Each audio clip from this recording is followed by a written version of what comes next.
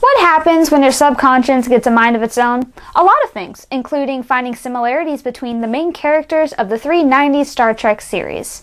Ever want to write your own Picard-era fanfiction with original characters but didn't know where to start? This is the Star Trek character formula.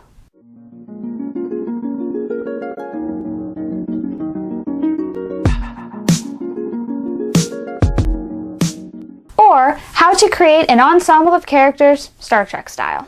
I took main and recurring characters from The Next Generation, Deep Space Nine, and Voyager, and using one from each, divided them into broad categories. Some of these are a bit of a stretch, especially at the end when I exhausted all the obvious ones, but I wanted to use all the characters. I chose to compare the characters from these three series for three reasons. 1. I haven't seen the original series yet. 2.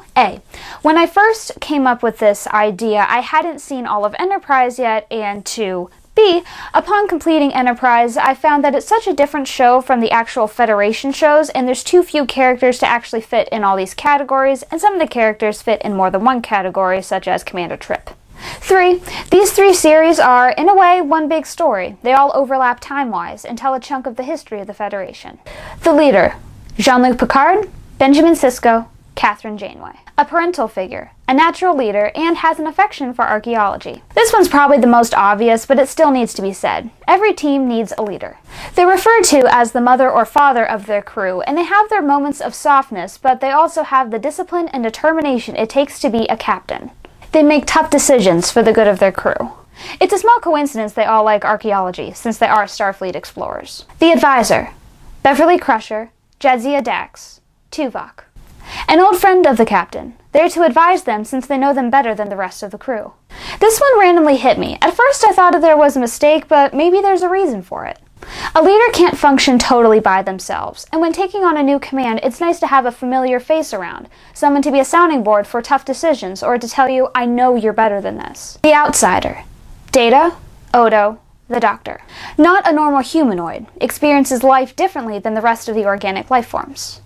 This is actually the first parallel that occurred to me. I'm not quite sure why. These are some of my favorite characters because of the way they learn to deal with some of the normal species around them. Data is an android, Odo is a shapeshifter, and the Doctor is a hologram. They have stories which echo different rights movements, and they really make the audience think. The warrior: Worf, Kira Nerys, B'Elanna Torres. Strong and always ready for action.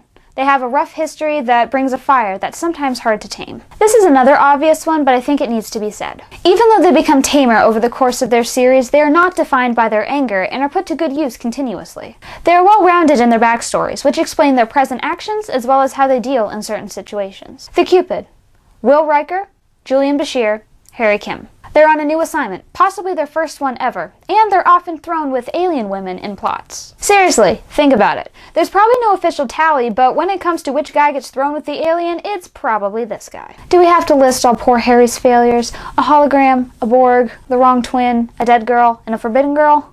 The fact that they're all young, and except for Riker, inexperienced, is just a part of it. The alien: Guinan, Quark, Neelix. Part of a species not a member of the Federation, yet the character is associated with the crew or Starfleet in a significant way.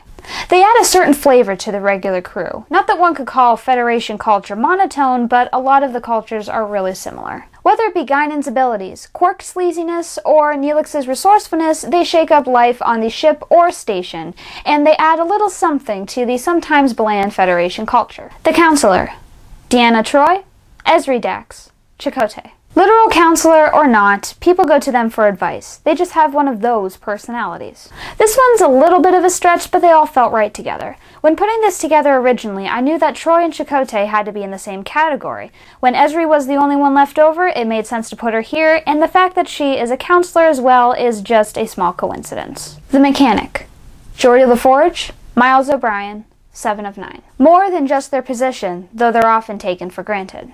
These are the ones everyone expects to have a magic solution since they're so talented when it comes to technology. In the Trekkie galaxy, that usually means spitting out some technobabble and saving the day. The crew is more dependent on them than they realize, like the time O'Brien was off the station and everything literally stopped working. However, they are also complex individuals whose personalities are not always tied to their work, and they have great character arcs. The Rule Breaker: Wesley Crusher, Jake Sisko, Tom Paris. Almost more than other characters, they defy the original parameters set out for them. This is probably the biggest stretch, but I had to include all of them somehow. And it's a good archetype to have anyway. You take these characters at the beginning of their series, and you look where they end up. They're not just boxed into their stereotypes of annoying child sidekick or bad boy, though that doesn't mean their first few seasons are a little rough. They all grow. They change. For the better. There you have it, the Star Trek character formula, an easy way to make your main cast of characters for any original work. You just need the leader, the advisor, the outsider, the warrior, the Cupid, the alien, the counselor, the mechanic, and the rule breaker. They don't have to stick with one particular role in the ship. You can put them anywhere you want. The possibilities are endless. Thanks for watching. Live long and prosper, and remember, embrace your creative side. I'm just gonna do, some just watch me fact check. Patak! See if I can list all of them. That's the challenge. You just need the leader, the advisor, I almost said the rule breaker. Nope.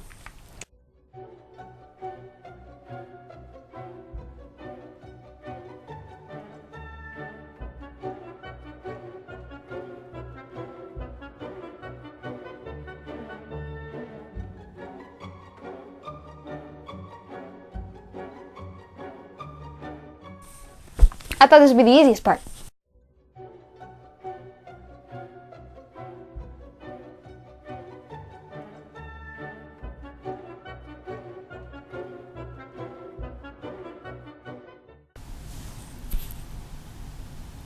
I think that might have been it.